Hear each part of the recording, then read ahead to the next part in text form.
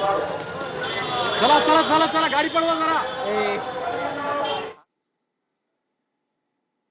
या सगळ्यांच्या माध्यमाने मोठ्या प्रकारे निधी या ठिकाणी आणण्यात आलेला आहे। डेव्हलपमेंट तर आहेच, पण त्याचबरोबर आता जो कुंभमेळा येतोय त्या कुंभमेळ्याच्या साठी ज्या काही गोष्टी तयारी आहेत ते मला वाटतं माननीय मुख्यमंत्री असतील किंवा उपमुख्यमंत्री महोदय असतील आणि उपमुख्यमंत्री महोदय एकनाथजी शिंदे साहेबांच्याच डिपार्टमेंटच्या माध्यमाने नगरविकास खात्याच्या माध्यमाने मॅक्झिमम जे आहे डेव्हलपमेंट ओरिएंटेड कामं जी आहेत येणाऱ्या कुंभमेळ्यासाठी होतील। या ठिकाणी नगर परिषद निवडणुकांमध्ये आपला स्ट्राईक रेट भाजपपेक्षा जास्त होता, या निवडणुकांची अपेक्षा काय? हेच तुम्हाला म्हणालो, नगरपालिकेच्या निवडणुकीमध्ये सर्वात चांगला स्ट्राईक रेट हा शिवसेनेचा राहिलेला आहे।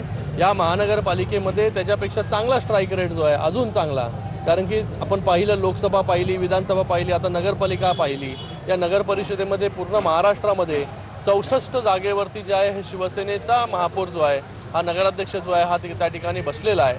कोणी अपेक्षा केली नव्हती की 64 ठिकाणी जे आहे शिवसेना त्या ठिकाणी नगराध्यक्ष बसवेल, पण लोकांचा प्रेम, लोकांचा आशीर्वाद आणि त्याचबरोबर शिंदेसाहेबांवरती असणारं प्रेम जे आहे पूर्ण महाराष्ट्रामध्ये आज फक्त शहरापुरतं मर्यादित नाही आहे शिवसेना। आज शिवसेना जी आहे घराघरामध्ये ग्रामीण भागापर्यंत पोहोचलेली आहे आणि ज्या ठिकाणी शिवसेनेची ताकद नव्हती त्या ठिकाणी देखील शिवसेनेचे नगराध्यक्ष जे आहेत ते त्या ठिकाणी बसलेले आहेत। तर मला वाटतं या निवडणुकीमध्ये आत्तापर्यंत जेवढं यश मिळालं त्याच्यापेक्षा मोठं यश जे आहे हे या महानगरपालिकेच्या निवडणुकीमध्ये मिळेल।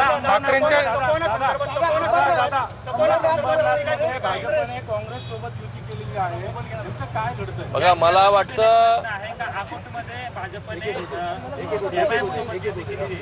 अकोटमध्ये भाजप आणि MIM सोबत असेल किंवा अंबरनाथमध्ये काँग्रेस सोबत असेल, हा सर्वस्वी प्रश्न जो आहे हा भारतीय जनता पार्टीचा आहे। तुम्ही हा प्रश्न जर त्यांच्या नेत्यांना विचारला तर ते चांगल्या प्रकारे त्याचं विस्तृत स्वरूपामध्ये जे आहे हे उत्तर हे देऊ शकतील। आम्ही जो आहे नेहमीच काँग्रेसला विरोध करत आलेलो आहे, म्हणूनच शिंदे साहेबांनी जो उठाव केला हा या सगळ्या वृत्तींच्या विरोधामध्ये उठाव केला होता। बाळासाहेबांनी देखील काँग्रेसच्या विरोधामध्ये जे आहे हे नेहमीच जे आहे बंड पुकारलं होतं आणि आज जर असं होत असेल तर मला वाटतं याचं उत्तर जे आहे ते आमच्यापेक्षा भारतीय जनता पार्टी जे चांगल्या प्रकारे देऊ शकतं। पण एक सांगतो, काँग्रेसला जो आहे हा आमचा विरोध होता आणि पुढे देखील तीव्र विरोध जो आहे राहील। अंबरनाथमध्ये तुमच्या बरोबर सत्ता स्थापन होणं अपेक्षित होतं, तसे गणित पण जुळत होते, असं असताना तुम्हाला बाजूला ठेवलं आणि काँग्रेससोबत गेले। तेच तुम्हाला सांगितलं मी आता, तुम्ही त्यांना जर हा प्रश्न जर विचारला, कारण की केंद्रामध्ये महायुती आहे, राज्यामध्ये महायुती आहे आणि नगरपालिकेमध्ये देखील आपण पाहिलं असेल की महायुतीच्या सगळ्यात जास्त जागा निवडून आल्या आणि महानगरपालिकेमध्ये देखील मॅक्झिमम ठिकाणी महायुतीचं वातावरण आहे। काही ठिकाणी जे आहे नाशिक सोडलं, बाकी ठिकाणी सोडलं तर त्या ठिकाणी काही ठिकाणी नाही आहे महायुती।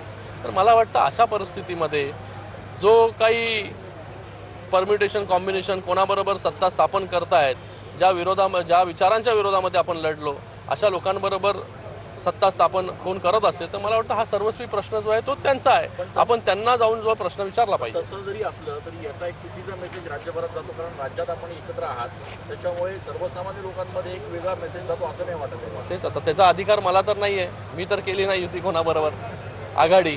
तर मला वाटतं ज्यांनी आघाडी केली त्यांना जर आपण हा प्रश्न विचारला तर त्याच्याबद्दल चांगलं उत्तर जे आहे ते देऊ शकतात।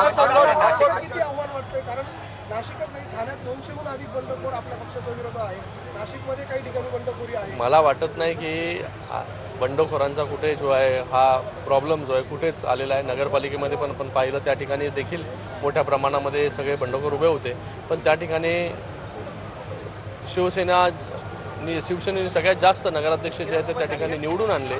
स्ट्राईक रेट नगरपालिकेमध्ये देखील 135 जागा, बरोबर ना, 135 जागा आपण लढलो आणि 135 जागेमधून 64 जागेवरती 64 ते 70 जागेवरती नगराध्यक्ष शिवसेनेचा पहिली वेळ जो आहे तो त्या ठिकाणी बसलेला आहे। तर त्याच्यामध्ये जे आहे शिवसेनेचं स्ट्राईक रेट चांगलं राहिलेलं आहे, शिवसेनेवरचं प्रेम आहे, लोकांचा आशीर्वाद आहे, हे असंच अबाधित राहील। मला वाटत नाही कुठलं आव्हान जे बंडखोरांचं। मुंबईमध्ये ठाकरे बंधूंची युती झाली, मुख्यमंत्र्यांनी अंबरनाथ आणि अकोट संदर्भात नाराजी व्यक्त केलेली आहे त्यांच्या स्थानिक नेतृत्वावर। अशा पद्धतीने जे युती आघाडी झालेली आहेत अकोट आणि अंबरनाथ, त्यांचं स्वागत आहे। नाशिकमध्ये सुद्धा